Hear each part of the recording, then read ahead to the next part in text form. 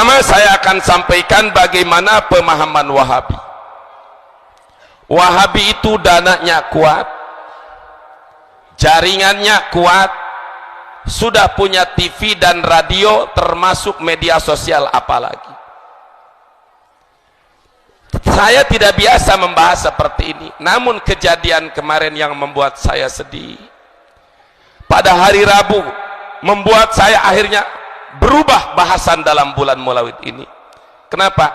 Gara-gara kuburan Imam Nawawi, ayah Syekh Nawawi, lamun Syekh Nawawi tanara wafat di Mekah.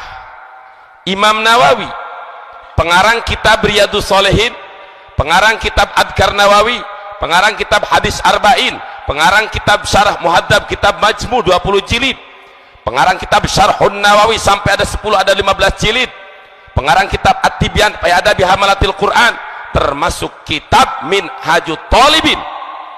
Ulama besar, kuburannya di Nawa, Suriah, Damaskus, hari Rabu kemarin dibom oleh Wahabi. Ini yang membuat saya marah. Ini yang membuat saya sekarang bahasan beralih dari tanggal 1 bulan Maulid sampai kepada hari kemarin saya terus tentang peringatan Maulid.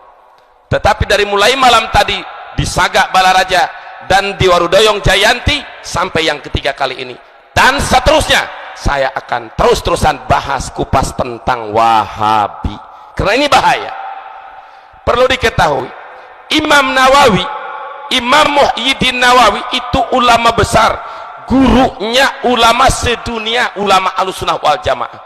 Salah satu kitab Minhajut Thalibin. Minhajut Thalibin disarahanku kitab Tuhfatul Muhtaj, disarahanku kitab Mughnil Muhtaj, disarahanku kitab Nihayatul Muhtaj, disarahanku Mahali, disarahanku kitab Sirajul Wahaj. Dari Tuhfatul Muhtaj diringkaskan menjadi Fathul Mu'in. Fathul Mu'in Imam Zainuddin Malbari, guruna ka Imam Ibnu Hajar Al-Haytami, tetap mengambil hukum kepada Imam Nawawi, sehingga di dalam masalah ubudiyah, masalah fikih, kaul Imam Nawawi ini sudah tidak rukat nomor 1 di dalam bidang madhab Imam Syafi'i. Sehingga jika bertentangan antara madhab, antara pemikiran Imam Rafi'i dan Imam Nawawi, kudiman Nawawi, Imam Nawawi yang didahulukan. Masya Allah, hidup di abad 700 tahun yang lalu beliau hidup, kuburannya terjamin aman. Kemarin gara-gara perang saudara antara Syiah dan ISIS, akhirnya dibom oleh kelompok ISIS yang sekarang yang ISIS itu memang syahadatnya kuat. Saya tekankan di sini banyak intel atau polisi dari TNI ataupun Polri. Ketika ISIS memerangi Amerika, saya setuju. Ketika ISIS memerangi kafir Amerika, saya setuju. Tapi ketika ISIS melawan kami umat Islam Ahlussunnah wal Jamaah, kami akan menjadi lawan Wahabi mereka. Betul apa tidak? Siap lawan Wahabi, siap lawan Wahabi, siap lawan Wahabi. Takbir. Orang tadi rek ngajaga persatuan karena masih satu syahadat, masih sama asyhadu an la ilaha illallah wa asyhadu anna muhammadar Rasulullah. Dan Allah nyatakan innamal mu'minuna ikhwatun, sesungguhnya mukmin dan mukmin itu adalah saudara. Tapi ketika kita Ahlussunnah wal Jamaah dianggap musyrik, dianggap murtad, dan ini dianggap dosa besar, ini lawan apa jangan? Oke, fitnah. Ini saya bawa kitabnya. Kalau tahun 2011 sampai tahun 2014 saya bawa kitab Ahmadiyah. Sekarang saya ganti posisi, setiap ngaji saya bukan bawa apa-apa, kitab Wahabi. Ini kitab Wahabi. Setiap saya berangkat umroh, pulang balik kitab Wahabi di Mekah, karena pusat Wahabi di Mekah. Kenapa saya bawa beli kitab Wahabi? Aing lain rek jadi Wahabi, tapi hayangnya sejauh mana pemikiran Wahabi, di mana kesesatan mereka, sehingga kita mampu untuk mendebat dan melawan mereka. Betul apa tidak? Ini saya sampaikan.